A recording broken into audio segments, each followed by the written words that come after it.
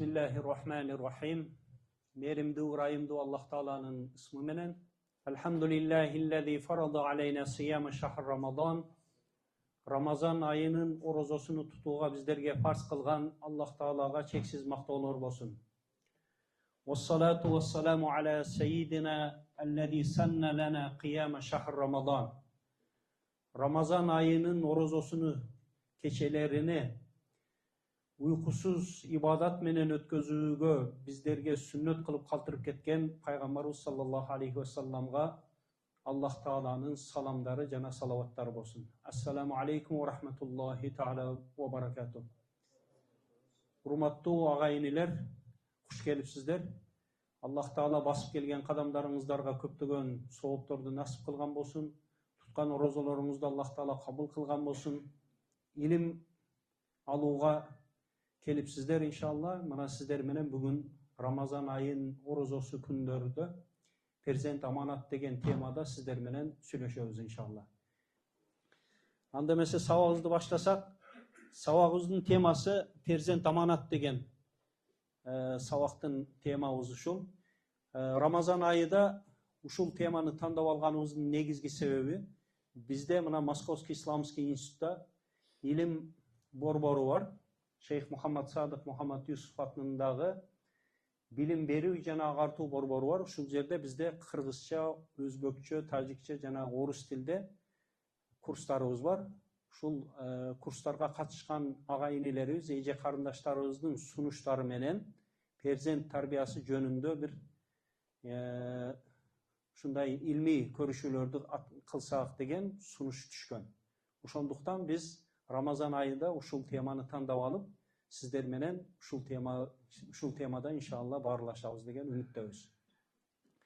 Деги эле перзент жөнүндө сөз кыла турган болсок, перзент биринчиден Аллах Тааланын нематы. Аллах Таала берген немат болуп эсептелинет. Эгерде аяты Кур'ан-ы Керимдин аятына назар сала турган болсок, Аллах Таала Кур'ан-ы Керимде "Аузу биллахи минеш-шейтанир-раджим" وَاِنْ تَعُدُّوا نِعْمَةَ اللّٰهِ لَا تُحْصُوهَا deydi. Eğer de sizler Allah bergen nemattardı esep kısap kıla turgan bolsoňar deydi, anın esep kısabına jetpeysiňer deydi. Allah Taala bizdin günümdük yaşaýybızda bergen nemat uşunçalyk köp, anın esebi jok eken. Oşol esebi jok nemattарынын arasынан perzent dagы biz üçün emne eken? Nemat eken. Eme Allah Taala nemat bergende bizdin moynubuzga emneni жүктөлөт? Şükür aytышыбыз керек да, туурабы? Ошол берген нематка şükür кылышыбыз керек. Ошо şükür кылуу, Allah'nın берген нематтарына şükür кылуу эмне менен болот экен? Баланы тарбия кылуу менен болот. Бул биринчиден. Экинчиден, перзент аманат. Allah Taala bizge, ата-энелерге берген аманаты перзент. Amanat жөнүндө Kur'an-ı Kerim'de nazar sala turgan bolsok, Allah Taala "Euzu billahi mineşşeytanirracim. Ya eyyuhellezine amenu la tahunullaha ve rasule ve tahunu amanatikum ve entum ta'lemun." Sizler bilgen awallarыңарда dey, Allah'a, jana anın elçisine, jana amanatlarыңарга kıyanat kılbagıla deydi. Üç nersene ушул аятта Аллах Таала үч нерсеге кыянат кылбагыла дейт.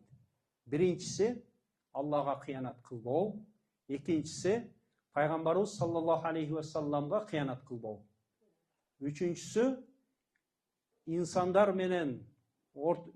менен болгон мамилебизде кыянат кылбоо. Эми перзент кайсы үч нерсенин бирөөсүнө, кайсы бирисине тиешелүү? Albatta perzent Allah'a kıyanat kılууга tiyешелүү. Demek kimde kim? Perzent amanat dedik. Eğer de perzenti tarbiya kılbay turgan bolsok, demek Allah'ın bergen amanatına kıyanat kılgan bolot ekенбиз. Jana kıyanat kılgandın akıbetini kıyamat күндө emne bolorunu jakşı bilemiz. Kıyanat kılgan adamdın akıbeti emne bolorun jakşı bilemiz. To'g'rimi?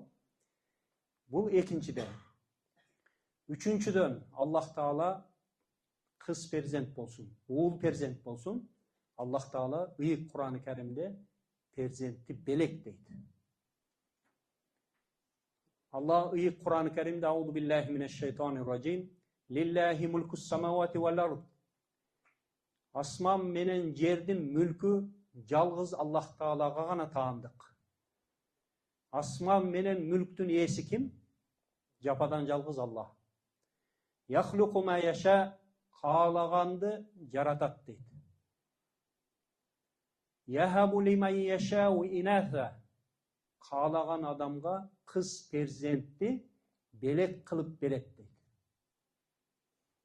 Gördünüzler mi? Uşul jerde kalagan adamga kız perzentni belek kılıp beret deydi. Ayattın ulandısında kalagan adamga uul perzentni belek kılıp beret deydi. Dağı ulandısında kalagan adamga uul jana kız perzentni belek kılıp beret. Эми аяттын аягында Аллах Таала эмне дейт? Каалаган адамды тукумсуз кылып коет дейт. Көрдүңүздөрбү? Ушул аятка назар сала турган болсок, Аллах Таала биринчи кыз перзенттен баштоодо. Эмнеге? Эмне үчүн? Каалаган адамга кыз перзентти белек кылып берет дейт. Экинчи, каалаган адамга уул перзентти белек кылып берет. Üçüncüden kalagan adamga uul jana kız perzentni belek kılıp beret deydi. Dördüncüden kalagan adamды tukumsuz kılıp koyat deydi. Gördünüzler mi? Yeme biz jogorudagı iki ayattan bildik. Perzent nemat dedik. To'g'rimi? Nematga ne kılışыбыз керек ekan? Şükür keltirişimiz gerek. Nemat perzent amanat dedik. Amanatqa emne kılbabımız gerek? Kıyanat kılbabımız gerek. Üçüncüden perzent Allah'ın belegi dedik. Beleken ne kılışımız gerek? Razıçılık. Belek alganımızda razı oluşumuz gerek. Sebebi biz kalay turgan nerseni Allah berbeydi. Allah özü kalagan nersesini beredi. Kimgedir kız gana perzent beret?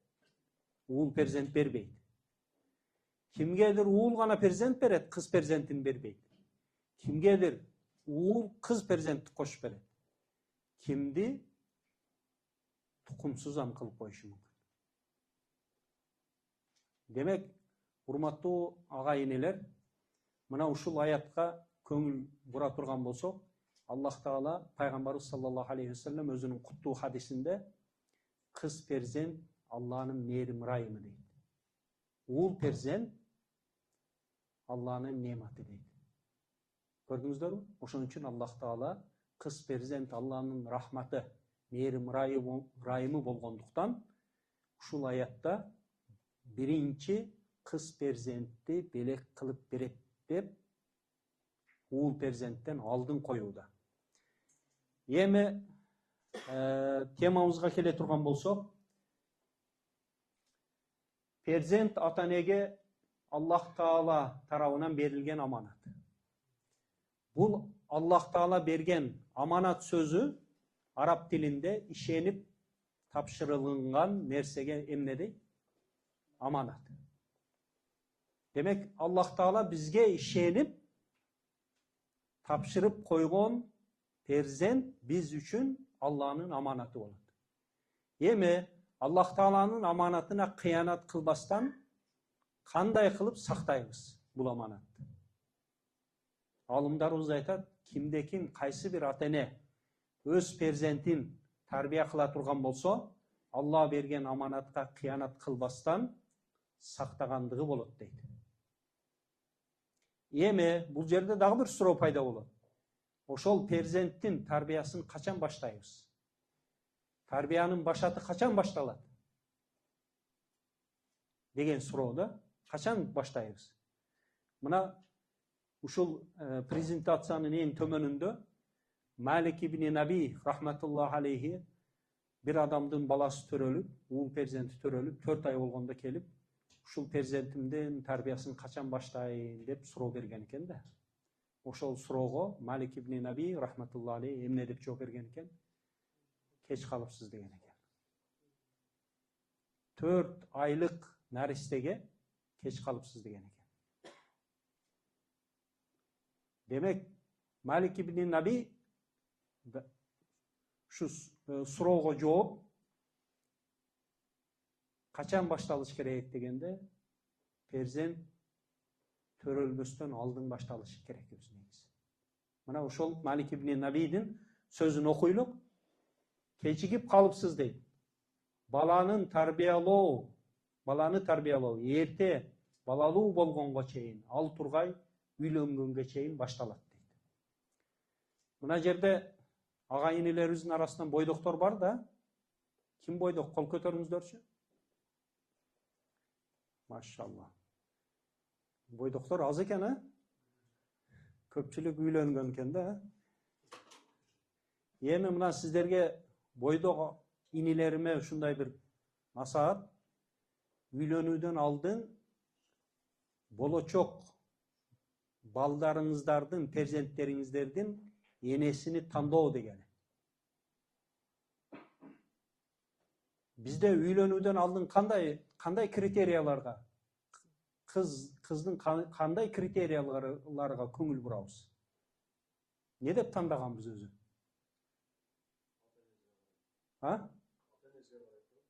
Ата-энесине карайбыз. Кимдир бирөө байлыгына карайт. Мындай турмушка жакынырактан сүйлөйлүк, а? Кимдир бирөө байлыгына карайт, кимдир бирөө насабыга карайт, ата тегине карайт, кимдир бирөө сулуулугуна карайт. Туурабы?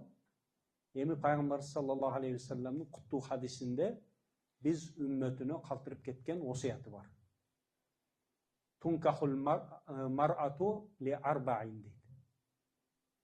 Аял зат 4 нерсе себептүү никеленилет дейт. Ошо 4-өөнүн эң акыркысы дин.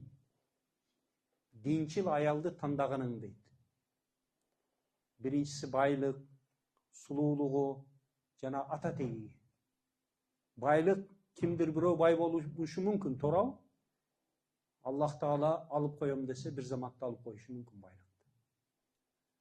Кимдир бирөө сулуулугуна көңүл бура турган болсо, сулуулугу убакыт өтүшү менен эмне болот? Кетет. Атак даңктуу болушу мүмкүн, ата теги атак даңктуу болушу мүмкүн, туурабы? Бирок Аллах Таала шерменде кылам десе, эч неме эмес да Аллага. Демек, dindarını tandağının deydi. Biz mına keyinki nemede Peygamber sallallahu aleyhi ve sellem'din Abu Hurayra radıyallahu Ayşe enemiz rivayet kılgan hadiste ne deydi? Tahayyaru li nutafikum deydi. Uruqlarınızlarga ihtiyardı жақшы kılgıla deydi. Mına erkek zatta emne var?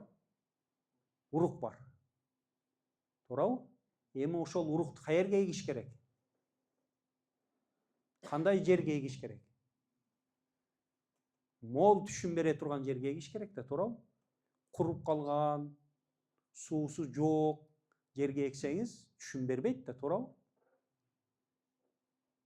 Эми ушундай тупурак, ушундай жер таап, ошол уругуңузду эгишиңиз керек дейт. Нутафикум деген урук дегени. Уруктарыңыздарга ихтиярды жақшы кылгыла, тандоону жақшы кылгыла дегени. Түшүндүңүздөр? Пайгамбар саллаллаху алейхи ва саллям ушу буйрук этиши менен биз үммөткө буйрук берүүдө. Демек, Пайгамбар саллаллаху алейхи ва салламдын буйругуну биз кынтыксыз так аткарышыбыз керек.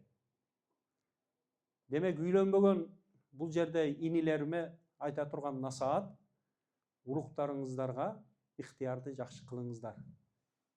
Бул Пайгамбар саллаллаху алейхи ва салламдын буйругу. Экинчиси эмне дейт? Фанкихул акфа. Никеңизге дал келгенди таап, аларга үйлөнгүлө дейт. Өзүңдүн теңиңди таап үйлөнгүнүң дегени бул сөз. Мына мисалы үчүн фикх илимиде куфун деген Nike kitabında kufun degen mesele var. Kufun degen teң. Misal üçün күнүмдүк турмуштан bir misal келтире турган болсок, кедей байдын кызына үйлөнсөм не болот? Анын кулу болот. Ошол кыз төрөлгөндөн баштап, ошол турмушка чыкканга чейин атасынын байлыгы, жакшы шартта, жакшы жашоодо жашаган да, туурабы? Эми турмушка чыкканда ошол өзүнүн күйөөсүнө ошол кыз кезиндеги атасынын үйүндөгү шартты эмне кылат? Талап кыла турган болот. Ортодо эмне болот? Пикир келишпестик пайда болот. Бири-бири менен караманча каршылык пайда болот. Уруш ошол жерден чыгат эми. Түшүндүңүздөр, э?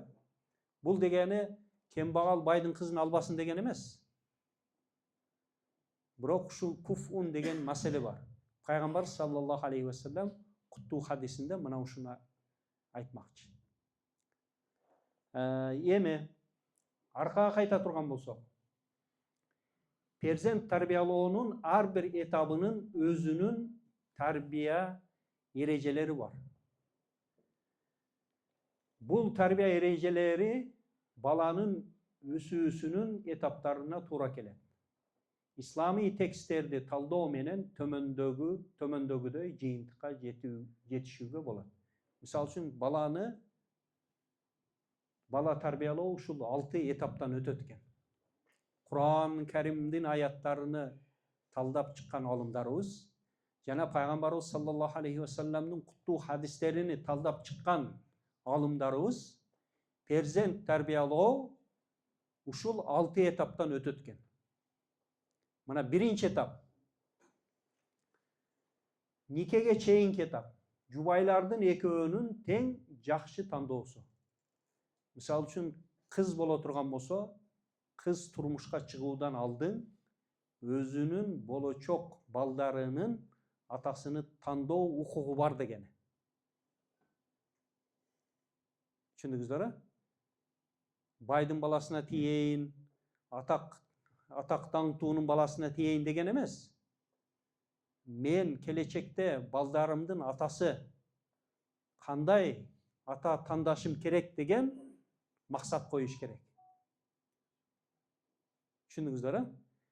Ошол эле бойдок жигит үйлөнүүдөн алдын мен келечектеги перзенттеримдин энесини тандоодомун деген ниетте болуш керек.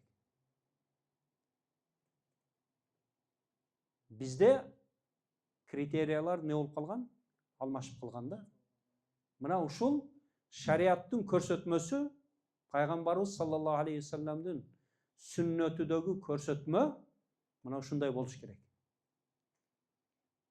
Демек, биз болочок перзенттерибиздин тарбиясыны качан баштайт экенбиз? Никеден алдын. Болочок перзенттерибиздин энесини тандоодон тарбия башталат. Перзенттин тарбиясы ушундан башталат. Түшүндүңүздөр? Эми экинчиси мархалатул жима, жынстык мамиле этабы. Жынстык мамиле жөнүндө пайгамбарыбыз саллаллаху алейхи ва салламдын куттуу хадистеринде өтө көп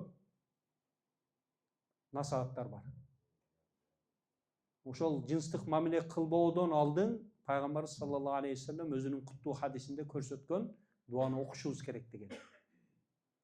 Эгерде ошол күнү дуаны окулбаган күнү перзент пайда болгон болсо, ошондо шайтандын үлүшү болуп калат. Ошол перзентте. Бул азыр бир эле немесин айтып атабыз да, бул өзү негизи мына 6 этапты бардыгын кошо турган болсок, өзү бир китеп болот өзү негизи. Үчүнчү этап мархалатул хамл. Мархалатул хамл кош бойлуу этабы. Кош бойлуулук этап. Кош бойлуулук этапта биз эркектерге Аллах Таала биздин мойнубузга эмнени жүктөгөн? Биздин милдетибиз. Камкорчулук. Ошол камкорчулук көрүп атканыбызда адалдан таап, адал рызкыны үй бүлөбүзгө адал рызкы менен азыктандыруу эркектин милдети. арамдан таап азыктандыра турган болсок, ошол төрөлө турган баланын бүтүн барлыгына, сөөгүнө, денесине, акылына, жүрөгүнө, бардык ар бир дененин клеткасына арам деген нерсе сиңип калат. Түшүндүңүздөр? Демек, атанын милдети ушул. Эненин милдети.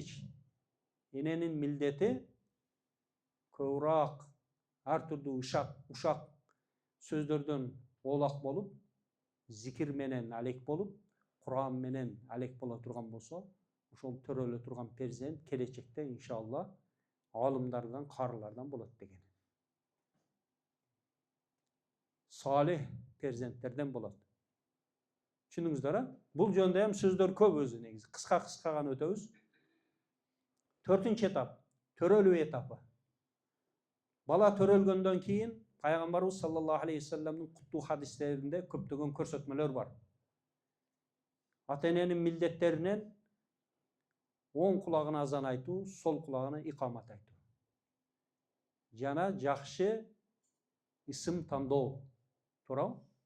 Пайгамбар саллаллаху алейхи вассалам куттуу хадистеринде кандай исимдар жакшы экендигин да дагы көрсөтүп берген. Андан кийин акыйка кылуу, ушуга окшогон сыяктуу нерселердин баарыны дагы кынтыксыз так аткарсак, баланын өнүп өсүшүнө оң таасирин тийгизет иншалла. 5-нчи этап, эмизүү этапы. Эмизүү этапы дагы өтө маанилүү.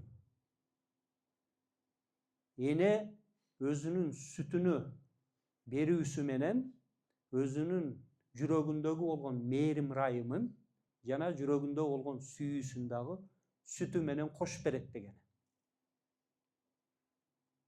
Ошол сүт эмчектеги сүт баланын материалдуу түрдө өнүп өсүшүнө себеп болот. Эми эненин жүрөгүндөгү болгон мээрим райымы, эненин жүрөгүндөгү болгон сүйүүсү баланын руханий өнүп өсүшүнө себепкер болот. Бул жөнүндө да сиздер менен азыр бүгүнкү сабакта тереңирээк баяндайбыз иншалла. Эми 6-нчы этапта болсо баланы тарбиялоо этапы. Бул эми балагатка жеткенге чейинки этап болуп эсептелинет. Мунда дагы өтө көп нерселер бар. Эскертүүгө көңүл бурсак, эскертүүгө мына. Эскертүү деп койгонбуз. Ар бир этаптын мезгили бар дейт. Бир мезгил өтүп кетсе, эккен урук күчтүү жана дени сак өспөйт дейт. Мына ушул 6 этаптын 1, 2, 3, 4, 5, 6 этаптын ар бир этаптын өзүнүн мезгили бар. Ошол өз мезгилини өткөрүп жибербөөдөн алдын не кылыш керек? Пайгамбар саллаллаху алейхи вассалам өзүнүн куттуу хадисинде көрсөткөн нерселерди кынтыксыз так аткарууга аракеттенишибиз керек деген. Түшүндүңүздөр? Эми бул Айша энебиздин немесин окудук. Кийинки тарбияны биринчиден уруктарыңызга ихтиярды жакшы кылгыла, жакшы тандагыла деди да, туурабы? Болочок перзенттериңиздердин энесини жакшы тандагыла деди да Пайгамбар саллаллаху алейхи вассалам. Мындайча айта турган болсо. Экинчиден не кылышыбыз керек? Мына биз болочок перзенттерибиздин энесини жакшы тандадык. Пайгамбарыбыз саллаллаху алейхи вассалам көрсөтүп койгон сыяктуу тандадык дейлик. Экинчи кадамыбыз, бала тарбиялоонун экинчи кадамы не болуш керек? Аллага жалынып, жалбарып, дуа кылып сурашыбыз керек. Буга Кур'ан-ы Каримдин Закария алейхиссаламдын өмүр баянынан бир мисал келтирели. Закария алейхиссалам Мариям энебиздин алдынан чыккандан кийин, Мариям энебиздин алдында ошол кыш мезгилинде жай мезгилдин мөмө жемиштери болгон. Кыш мезгилинде жай мезгилдин мөмө жемиштери болгон. Ошону көрүп таң калгандыктан бул каяктан дегенде бул Алладан дейт. Ошол нерсени көргөндөн кийин Закария алейхиссалам Мариям энебиздин алдынан чыгып, эмне кылат? Аллага жалынып, жалбарып дуа кылат. Emne dep дуа кылат? Ошондо Закария Роббисине дуа кылып, "О Роббим, мага да өзүңдүн даргөйүңдөн пакиза бир урпак бере көр" дейт. Көрдүңүздөр? Демек, ата-эненин бала тарбиялоонун экинчи кадамы болочок перзенттердин энесини тандаганыбыздан кийин экинчи кадамыбыз, бала тарбиялоонун экинчи кадамы эмне экен? Аллах Таалага жалынып, жалбарып дуа кылуу. Себеби перзентти биз каалагандай перзентти Алла берет. Бая белек дедик го сабактын башында, туурабы? Перзент белек дедик. Ошол белекти кандай белек каалайсыз сиз? Жакшы белек каалайсыздар, туурабы? Эми ошол жакшы белекти ким берет? Алла берет да. Эми ошол жакшы белегини алыш үчүн Алладан не кылышыбыз керек? Сурашыбыз керек. Эми Закария алейхиссаламдын дуасыны, тилегини Аллах Таала кабыл кылып, эмне деп жооп берди? Периштени жиберип, мына кийинки аят Закария алейхиссаламга Аллах Тааланын жообу дейт. Эмне деп жооп берди? Ал михрабта намаз окуп турганда периштелер ага келип, "О Закария, Аллах сени Яхья деген перзент менен сүйүнтөт" дейт. Көрдүңүздөр? Яхья деп Аллах Таала Кур'ан-ы Керимде болочок перзенттин атыны дагы Аллах Таала өзү коюп берди. Сенин төрөлө турган перзентиңдин аты эмне болот деди? Яхья болот деди. Түшүндүңүздөр? Эми ушул Яхья алейхиссалам болочок пайгамбардын ушул аятта 5 өзгөчөлүгүнү Аллах Таала айтты. Ушул перзент, Закария алейхиссаламдын перзенти 5 өзгөчөлүгү менен төрөлөт экен. Келечекте ушундай 5 өзгөчөлүгү болот экен. Ошол 5 өзгөчөлүктү кайсылар? Ал бала дейт. Аллахтын сөзүн, Исаны тастыктоочу 1. Иса алейхиссаламды тастыктай тургандардан болот дейт. Иса алейхиссаламды эмне үчүн тастыкташ керек? Атасыз төрөлдү го, туурабы? Ошол кезде Мариям энебизди бул турмушка чыкпастан алдын деген бир жаман күмөндө болушту, туурабы? Аллах Таала Иса алейхиссаламга тилини сүйлөтүп, эмчектеги жаңы төрөлгөн бала сүйлөдү Кур'анда. Жана Яхья алейхиссалам Иса алейхиссаламдын Алланын сөзү, руху экендигини тастыктоочу болду. Мына 1. Экинчиси, улук зада, Сейид, улук зада болот. Үчүнчүдөн, дене кумарларынан өзүнү кармай билген. Үчүнчү касиет. Төртүнчүсү, жана жогору даражалуу. И бешинчиси, салих пайгамбарлардан бири болот дейт. Пайгамбарлардан болот деп Аллах Таала Закария алейхиссаламды эмне кылды? Куш кабарын берди. Сүйүнттү, курсан кылды. Эми биз дагы Закария алейхиссалам сыяктуу дуа кыла турган болсок, иншалла Аллах Таала бизге дагы жакшы салих перзенттерден берет деген үмүттөбүз иншалла. Түшүндүңүздөр? Бул бала тарбиялоонун экинчи кадамы. Эми негизги нерсеге келели. Баланын тарбиясынын бузулушу. Кандай бузулат? Биринчиси, фитратка зыян келтирүү. Фитрат дегени таза табият. Пайгамбарыбыз саллаллаху алейхи вассаламдын куттуу хадисине көңүл бура турган болсок, Пайгамбарыбыз саллаллаху алейхи вассалам Абу Хурайра разияллаху анху риваят кылган хадисте эмне дейт? Ma min mauludin illa yulad ala fitra. Har bir törölgön. Başka bir rivayatta kullu mauludun yulad ala fitra deydi. Har bir töröle turgan bala taza tabiat menen törölöt. Taza tabiat degen emne? Taza tabiat Allah'ın japadan жалгыз ekendигini kabul kıla turgan tabiat. Düşündüңүздөр, ha? Mına misal üçün perzent törölgöndө, perzent mına appak kagaz siyaktуу bolot. Allah Taala taptaza berdi da.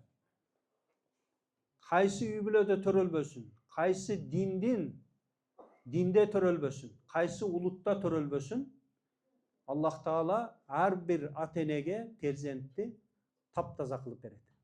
Mına ak kagazday. Emi atenenin mildeti emne de? Emi atenenin mildeti uşul appak kagazga siz salih perzenttin obrazını сүрөткө тартасызбы, же болбосо бузук болгон перзенттин сүрөтүнү тартасызбы ушул аппак кагазга.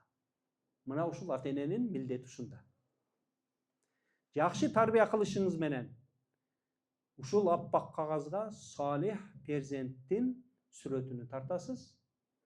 Ал эми жаман тарбия кылышыңыз менен бузулган баланын сүрөтүнү тартасыз. Мына атененин милдети ушул.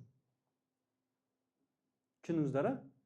Эми Пайгамбарыбыз саллаллаху алейхи вассалам бул хадисти улантып эмне дейт? Fa abawahu yuhawidani yunassirani aw yumajjisani дейт.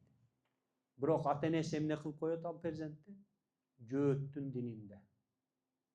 Же болбосо христиан дининде. Же болбосо отко сыйына турган динде кылып коет. Эмнеси менен? Тарбия кылуу менен. Баякы Аллах Таала берген аппак кагазды не кылат? Булгайт. Түшүндүңүздөр? Демек, баякы Алла берген таза табиатты не кылып коет экенбиз? Өз колубуз менен бузат экенбиз. Акыйданын бузулушу, жүрөктөгү болгон ишенимдин бузулушу, ушу бузулушу болот. Акыйда бузулса, жүрөктөгү ишеним бузулса, калган бардык нерсе, адеп ахлак, бардык нерсе бузулат деген.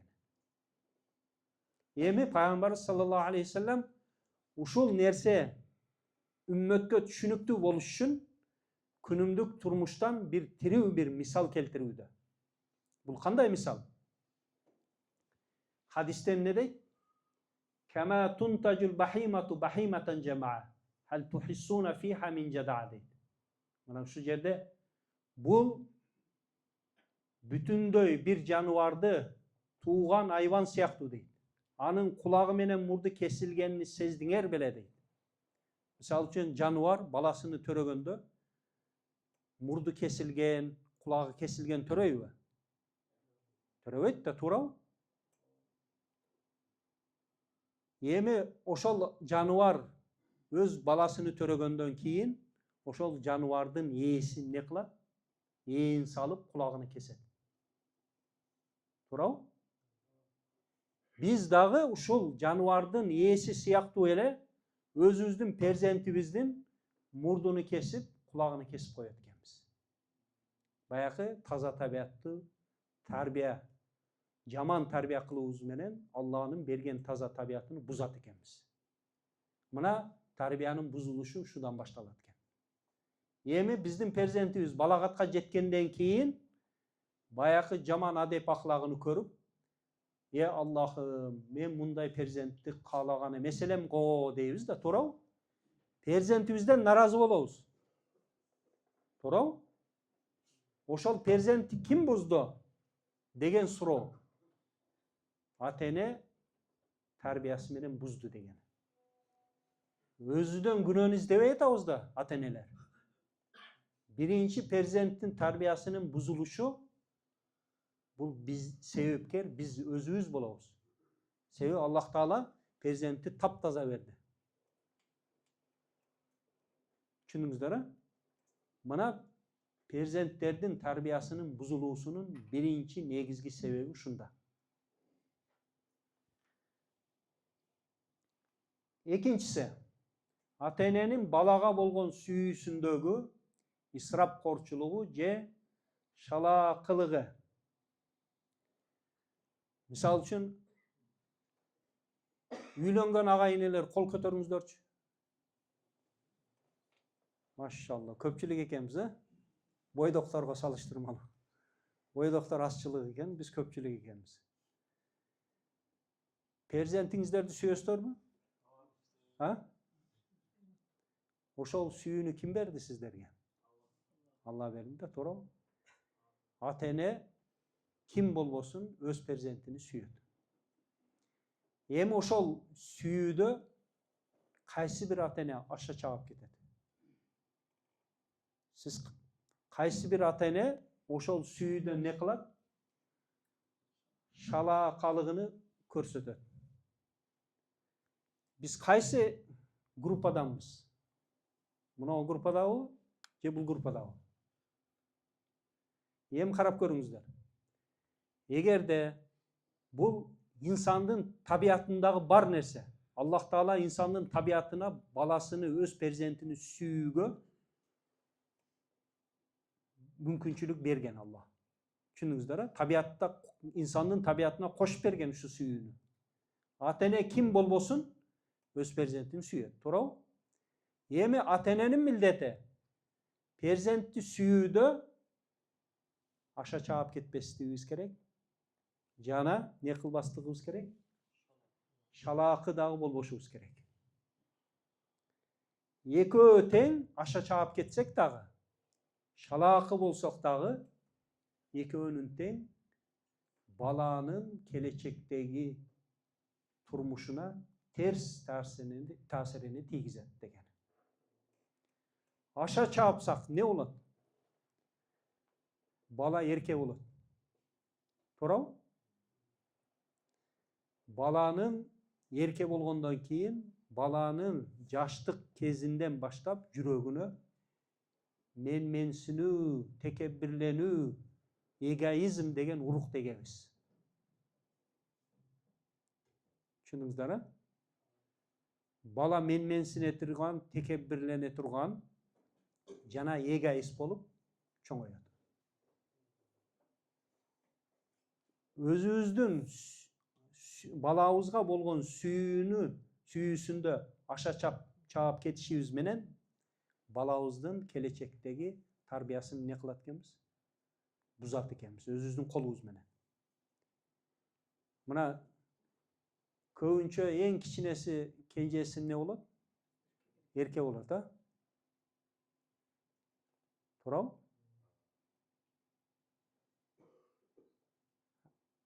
Эми эгоист болгондон кийин не болот? Өзүдөн башка эч кимди сүйбөй турган болуп калат. Мен өзүм эле дейт да. Түшүндүңүздөр? Өзүнү сүйгөндөн башканы сүйбөй турган болсо, Алланы сүйбөй турган болот. Пайгамбар саллаллаху алейхи вассаламды сүйбөй турган болот. Бир туган ага-эни болгон момун мусулмандарды ham сүйбөй турган болуп чоңойот. Көрдүңүздөрбү? Акыбети кандай болуп атат? Мунун акыбети. Ошондуктан биз бала тарбиялоодо, баланы сүйүүдө аша чааппастыгыбыз керек, жана шалаакы дагы болбошубуз керек деген. Не кылыш керек?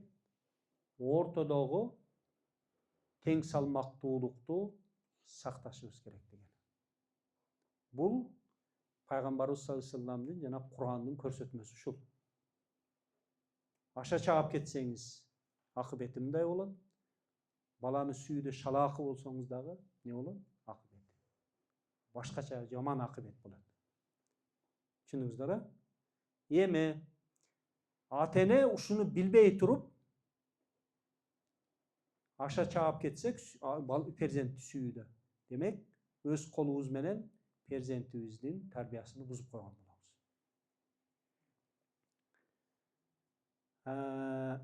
Эми бул жерде келгенде окуйлук. ата-эненин балага болгон ашыкча сүйүүсүндөгү исрапкерчилиги жана шалаакылыгы баланын азыркы жана келечектеги жашоосуна терс таасирин тийгизет дейт. Экөө тең.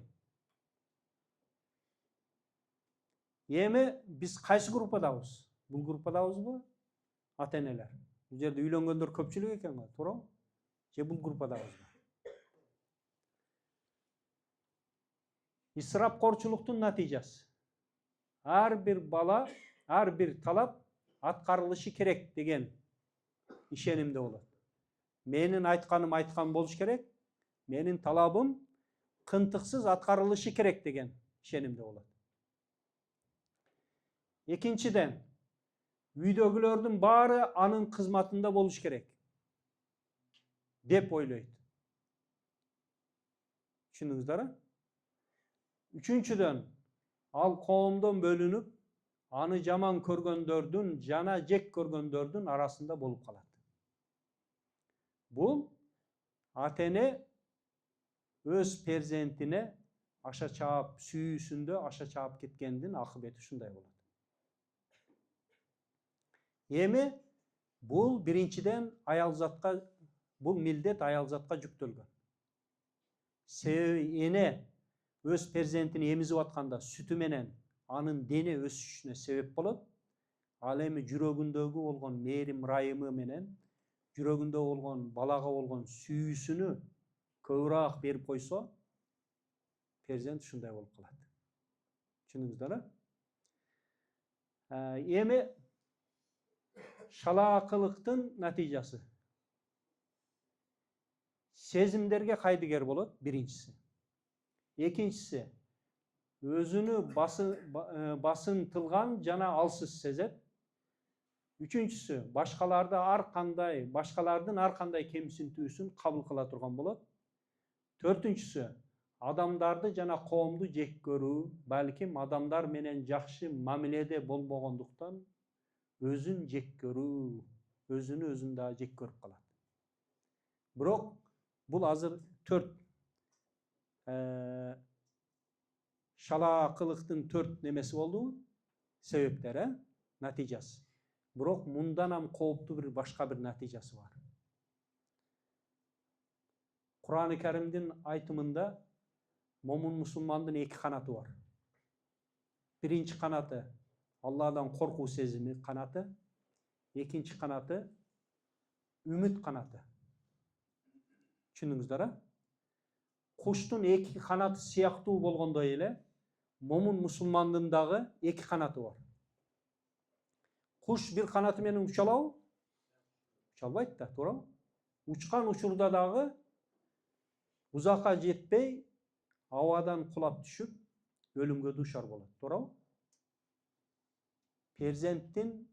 Эгерде биз перзентти сүйүүсүндө шалаакалыгыбызды көрсөтө турган болсок, перзентибиздин бир канатын кесип койгон болобуз.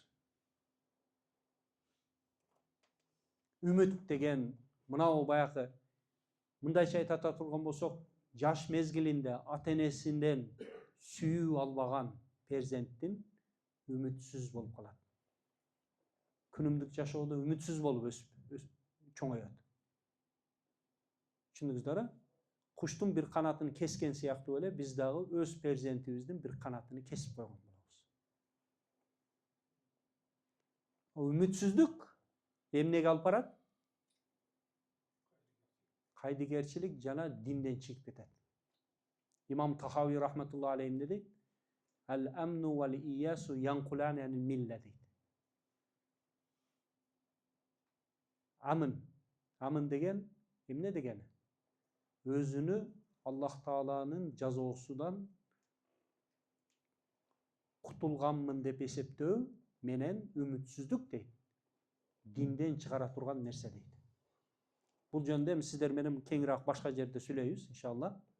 Бирок үмүтсүз шайтандан. Момун мусулман ар дайым үмүт менен жашай турган. Ошол бир канат кесилип калса, ошол тең салмактуулукту жоготот да, туурабы? тең салмактуулук болуш керек. Момун мусулмандын тең салмактуулугу коркуу сезими менен үмүт сезими, жүрөгүндө болгон коркуу сезими менен үмүт. Момун мусулмандын күнүмдүк жашоосунда тең салмактуулукту сактап тура турган нерселер. Эми ата эненин балага болгон сүйүүсүндөгү исрапкорчулуктун же шалаакалыктын дабасы барбы? Кандай неме кылабыз муну? Оңдойбуз. Бул жерде эмне дейт? Ата эненин балага болгон сүйүүсүндөгү исрапкорчулуктун же шалаакалыктын ортосундагы тең салмактуулукту сактоо менен болот. Бул биринчиден кимдин милдети? Биринчиден эненин милдети. Себеби биринчи мээрим ырайымды сүйүүнү эне берет. Сүт аркылуу. Айттык го, туурабы? Экинчиден атанын дагы милдети.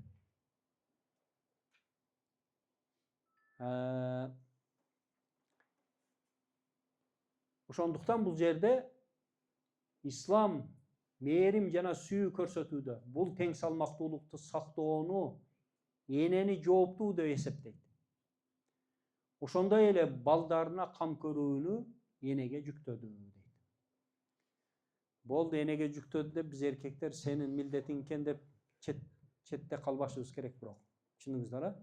Биздин дагы атанын дагы өзүнө жараша эмнелери бар? Милдеттери бар. Кийинкиси. Үчүнчү себеп. Ата эненин бузукулугу балдардын тарбиясыны бузат. Перзенттерибизди тарбияламакчы болсок, биринчи неден башташыбыз керек тарбияны? Өзүбүздөн. Өзүбүз оңолмоюнча, же болбосо өзүбүздү түзөтмөйүнчө баланын тарбиясы оңолбойт деген. Себеби Аллах Таала ыйык Кур'ан-ы Каримде кыска нуска аятта ушунун каймагын айтып койгон. Не дейт? Аузу биллахи минеш шайтанир ражим. Инналлаха ла югаййиру би кавмин хатта ма югаййиру би анфусихим. Албетте Аллах Таала бир коомдун акыбалыны өзгөртпөйт дейт. Качангача? Ошол коом өзүнүн акыбалын өзгөртмөйүнчө дейт. Түшүндүңүздөр, а? Биз мисал үчүн атасы сигарет чегет дейлик да. Баласы балагатка жеткенден кийин чеге баштады да. Баласы атасына отуруп алып айтып атат да: балам, сигарет чекпе. Сигарет зыян. Десе, ошол перзент кабыл кылабы? Азыркы жаштар дароо айта турган болуп калыптыр да. Сиз өзүңүз неге чегесиз дейт да. Туурабы? Демек, тарбияны биз өзүбүздөн башташыбыз керек. Өзүбүздүн нафсыбызды тарбияламайынча балабыздын нафсисини тарбиялай албайбыз деген. Биздеги болгон нафсы, ошо балада ham нафсы бар. Дал ушундай нафсы. Түшүндүңүздөр, а? Эми төртүнчүсү, перзентиңерге жамандык тилеп дуа кылбагыла дейт. Пайгамбар саллаллаху алейхи вассаламдын куттуу хадисинде эмне дейт? Жабир ибн Абдулла разияллаху анху риваят кылганда Пайгамбар саллаллаху алейхи вассалам өзүңөргө, балдарыңарга, мал мүлкүңөргө жамандык тилеп дуа кылбагыла дейт. Ким өзүнө, мал мүлкүнө, баласына жамандык тилеп дуа кылышы мүмкүн? Ушул жерде көпчүлүк ата энелер экенбиз да, туурабы? Аталар экенбиз. Же бирөө жарым барбы? Андай жок да, туурабы? Бирок биз күнүмдүк жашоодо жамандык тилеп дуа кылат экенбиз. Бул кайсы учурда болот? 3 нерсени айтып атат. Өзүңөргө, мал мүлкүңөргө жана перзенттериңерге дейт. Бул кандайча болот дегенде алымдарыбыз айтат. Эми бала жаштык кезде шок болот да, туурабы? Шоктонгондо не деп урушасыздар? Мындай ачык айтыңыздарчы. А?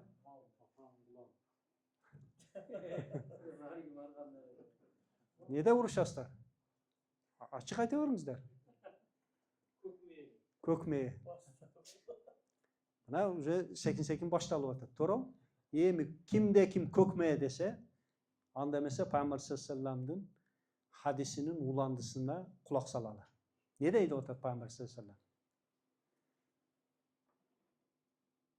Jamanlık tilep dua kılbağıla dep turup, Allah'tan tilek surala turgan saatка dal kelip kalbağıla deydi.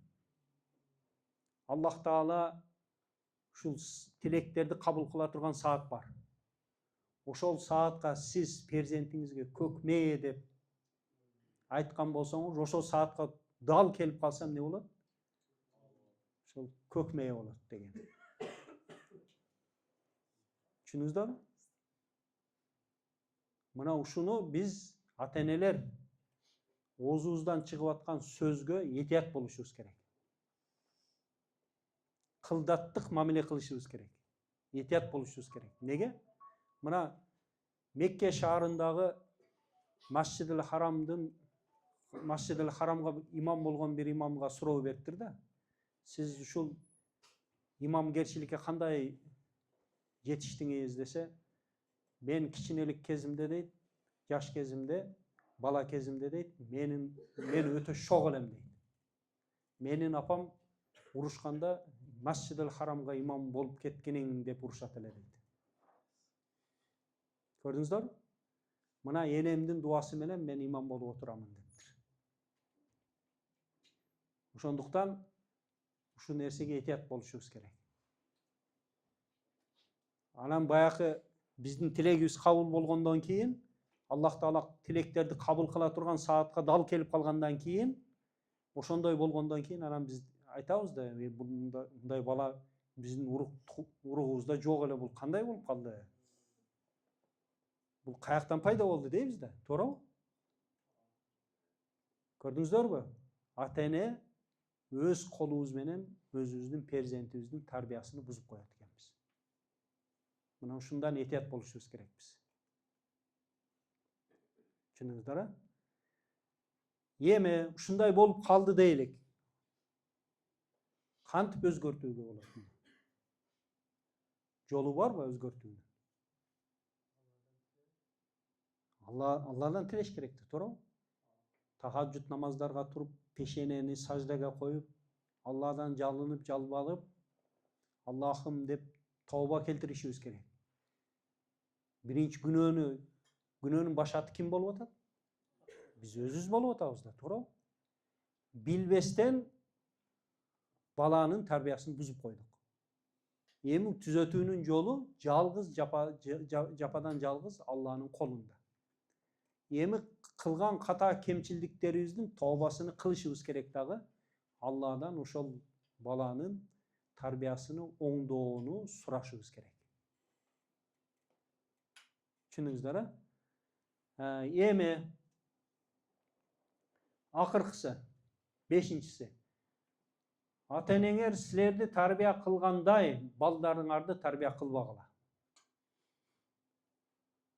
Бул сөз кимге таандык? Али разияллаху анхуга таандык. Бул сөздү кандай түшүнүшүбүз керек? Буну туура түшүнүшкө аракеттенишибиз керек. Тарбия эки бөлүккө бөлүнөт. Биринчиси кыяматка чейин өзгөрбөй турган тарбиянын ыкмалары. Kur'an-ı Kerim менен Пайгамбар саллаллаху алейхи ва салламдын куттуу хадистери көрсөтүп койгон ыкмалар. Булар эч качан өзгөрбөйт. Мисал үчүн дейлик, фала тaqul уффин дейт. Ата-энеңе уф дебе деген бул Кур'ан менен не кылган? Тастыкталган. Бул тарбиянын ыкмасы кыяматка чейин өзгөрбөйт.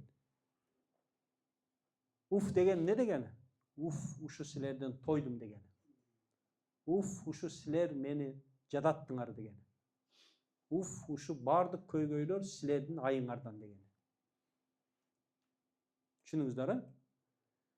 Демек, тарбиянын биринчи бөлүгү. Бул эч качан өзгөрбөй турганы. Экинчиси, илимдин өнүгүүсү менен, техниканын өнүгүүсү менен, ушул күнүмдүк жашоонун кээ бирки нерселери өзгөрүүсү менен тарбия ыкмалары өзгөрүп турат. Биздин ата бабаларыбыз машина жокто эшек арабада жүргөн да, туурабы? Азыр деле биздин кезде ондой деле көп неме болгон эмес. Мен жаштык кезимде машинасыз эле жүргөм, сен деле машинасыз эле жүр. Же болбосо мен мезгилимде телефон болгон эмес, сен деле телефонсуз жүрө бер деген сыяктуу да. Түшүндүңүздөр, э? Мына ушул нерседе жөнөкөй мисал менен айта турган болсок, атасы кыргыз тилинде сүйлөсө, баласы орус тилинде сүйлөп, экөө бири-бирини түшүнбөгөн сыяктуу болот. Ортодо пикир келишпестиктер, карама-каршылык, уруштар, жаңжалдар ушул нерседен бири-бирини түшүнбөстүктөн келип чыгат. Анын себеби эмнеде? Мына Али разияллаху анхунун айткан сөзүндө мына. Ошол тарбиянын илимдин өнүгүүсү менен, техниканын өнүгүүсү менен жана жашоонун кээ бирки туруктуу болбогон нерселеринин өзгөрүүсү менен өзгөрө турган нерседе тарбиянын ыкмасы дагы өзгөрүп турат. Мына ушул баланы тарбия кылып аткан кезде ушул нерсени дагы биз эске алуубуз зарыл. Эми сөздүн аягында тарбия жоопкерчиликтен тышкары илим, билим, өнөр. Тарбия кылыш үчүн илим керек, билим керек, өнөр керек. Жана тажрыйба керек. Тарбия жөнүндө айта турган сөздөрүбүз өтө көп. Бүгүнкү сабагыбыз, кыска нуска сабагыбыз мына ушул. Көңүл бурганыңыздар үчүн рахмат. Иншалла кыска нуска дуа кылып коелук. Алхамдулиллахи роббил аламин, вассалату вассаламу аля сайидина ва хабибина Мухаммадинил Мустафа саллаллаху алейхи ва саллам. Аллахым, бул дүйнөгө келишибизге себепчи болгон ата-энелерибиздин өтүп кеткендердин мээрим райымыңа бөлөй көргүнүң Аллахым. Билип билбей кетирген күнөөлөрүнү кечире көргүнүң Аллахым. Бул дүйнөдө жашап аткан ата-энелерибиздин ден соолугун чың кылгының Аллахым. Өмүрлөрүн узун кылгының Аллахым. Ата-энелер жөнүндө эң жакшы дуа Куранда айтылган дуа Роббирхамхума кама роббаяни сагира. Биз кичинелик убактыбызда ата-энебиз бизге кандай мээримдүү, ырайымдуу болгон болсо, сен алардан да мээримдүүраак, ырайымдуураксың Аллахым. Аларды ата-энелерибизди мээрим райымыңа бөлөй көргүнүң Аллахым. Перзенттерибиз жөнүндө дуа кыла турган болсок, Ибраим алейхиссаламдын дуасыны дуа кылабыз. Робби жаални мукимас салати ва мин зуррияти роббана ва тақаббал дуа. О жараткан Роббубуз, бизди намазды толук кандуу аткаруучулардан кыла көргүнүң Аллахым. Биздин кыяматка чейинки урпактарыбызды дагы намаздарды толук кандуу аткаруучулардан кыла көргүнүң Аллахым. О жараткан Роббубуз, биздин кылган дуаларыбызды кабыл кыла көргүнүң Аллахым. Аллахым, ушул жерде ага-инелерибиздин басып келген кадамдарга көптөгөн соопторду насип кылгының Аллахым. Кызмат кылган ага-инелерибизден өзүң ыраазы болуп, алардын жүрөктөрдө болгон кандай жакшы ниеттери болгон болсо, өздөрү ойлогондон абзелини насип кылгының. Ва ахири давана анилхамдулиллахи роббил аламин.